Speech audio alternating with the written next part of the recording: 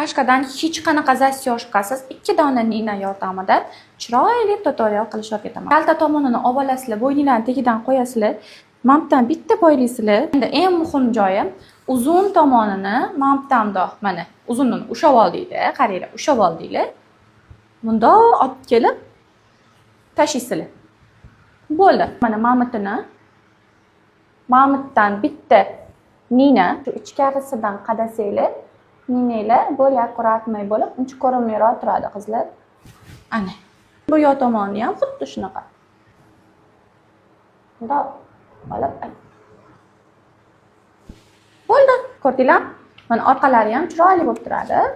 Oldilari ham akkuratmay bo'lib turadi. Xohlasanglar mana yog'ini bitta bo'ylab olsanglar ham bo'ladi. Bo'ylamasanglar ham chiroyli turadi. Ana.